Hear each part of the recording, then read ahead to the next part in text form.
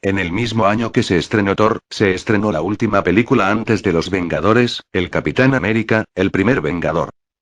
La historia se sitúa nos muestra como un joven enclenque conocido como Johnny Storm, perdón quise decir, la antorcha humana, diablos me equivoqué de universo, Steve Rogers quiere ayudar a su país, para ganar la Segunda Guerra Mundial, pero él lo quiere hacer como un soldado, pero al ser enclenque y tener muchos problemas de salud, es rechazado, pero esto no hace que Steve se rinda, él sigue intentando, pero al querer intentar de nuevo, el Dr. Erskine oye una conversación entre Steve y Bucky donde escucha de la tenacidad de Steve y esto hace que el doctor le ofrezca una oportunidad, pues ve algo diferente en Steve, y después de unas pruebas Steve es elegido para ser el segundo super soldado, y esto hace que Steve sirva a su nación, aunque sea de una forma ridícula.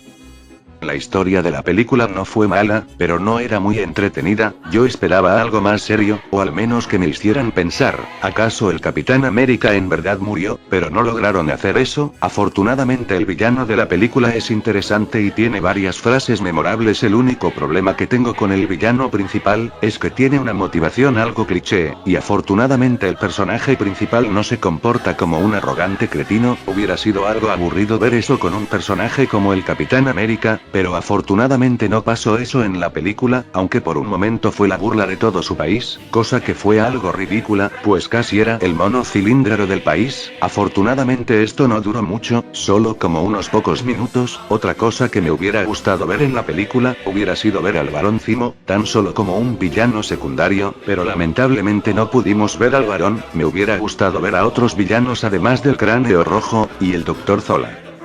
Los efectos especiales de la película fueron buenos, pero también hay unas cositas que no se vieron muy bien con los efectos especiales, por ejemplo se ven muy bien las explosiones, mientras que otras cosas como lo fue la nave que el Cráneo Rojo iba a usar para cumplir con su ambición, no se veía muy bien, no es tan fácil pero tampoco es difícil darse cuenta que usaron efectos especiales, la película tiene buenos efectos especiales, y me gustó mucho el efecto cuando el capitán lanza su escudo, se ve sumamente genial, también se ve muy bien cuando el capitán hace sus muy épicos saltos, o como cuando se enfrenta solo a los soldados de Hydra, esta película sin duda tuvo muy buenos efectos especiales, pero hay varias cositas que no se vieron muy bien con estos. El soundtrack de la película, si bien no es nada épico, puedo recordar varias canciones, como por ejemplo la canción cuando vemos al Capitán Monocilíndrico América, pues es divertida la canción, aunque esta escena haya sido una ridiculez, el soundtrack de la película tuvo varias piezas muy buenas y memorables, pero como la mitad de las piezas del soundtrack no son tan buenas como esperaba. La pelea final fue una verdadera decepción, la duración de la pelea final fue una verdadera decepción, no hay nada memorable para recordar esta pelea final, vamos es mucho más interesante la pelea final de Iron Man 2, que esta pelea final, una lástima yo esperaba ver más golpes, más lanzamientos del escudo, una que otra explosión, y que el Cráneo Rojo atrapara el escudo, y tratara de cortarle la cabeza con el mismo al Capitán América, estas cosas esperaba de la pelea final, pero la batalla final fue mucho menos de lo que esperaba. El momento épico de la película desde mi punto de vista, sería cuando el capitán despierta de su muy largo sueño, esa escena fue muy interesante, pues me dejó con la intriga que hará el Capitán América ahora que ya sabe que está muy alejado de su época, además de que después de los créditos vemos un tráiler de los Vengadores que me dejó sumamente impaciente por ver la película. Todos los actores de la película hicieron un buen trabajo, aunque hay que destacar a 4, los cuales considero como los mejores actores de la película. Chris Evans es el encargado de darle vida a Steve Rogers, el Capitán América. Al principio no sentí que me iba a acostumbrar que Chris fuera el encargado de ser el capitán, pues me acostumbré a verlo como la antorcha humana en las dos películas de los Cuatro Fantásticos, pero al ver la película, preferí más al personaje y la forma de actuar de Chris como el Capitán América que a la antorcha humana, pues al ser diferentes personajes, estos tienen diferentes personalidades, y Chris le dio una carisma muy diferente a la que le dio a la antorcha humana en las pelis de los Cuatro Fantásticos. Bueno, el personaje de Steve fue de mi agrado, pues me gustó el espíritu que tenía el personaje, su motivación fue buena, y me pareció muy divertido la ingenuidad del personaje con las mujeres, el personaje me agradó mucho, y también me agradó mucho la actuación de Chris como el Capitán América, aunque me hubiera gustado ver tan solo una escena donde el Capitán América defendiera a alguien de algún tipo de discriminación.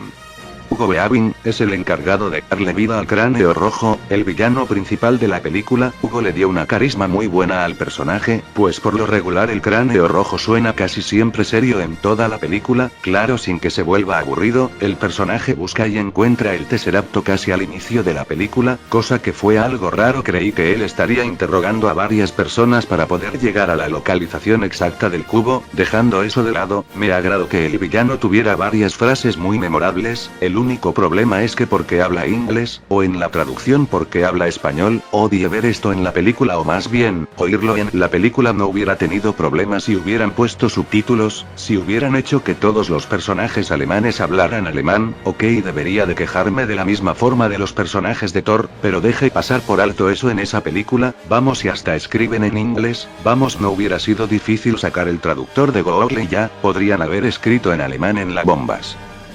Hayley Hagel es la encargada de interpretar a la hermosísima Peggy. La actuación de Hayley fue buena, me agradó mucho el personaje, aunque sentí que se enamoró muy rápido de Steve. Bueno, el personaje de Peggy es divertido a veces y en otras ocasiones serio, cosa que me agradó mucho del personaje. Lo único que no me agradó mucho del personaje fue que se encela y se enoja con Steve, pero afortunadamente esto no arruinó al personaje, pues no se mantuvo por el resto de la película enojada con Steve, y hasta fue divertido ver esto en la película. Digo que no me agradó pues, porque se enoja con él, si no pasaban de la zona del amigo.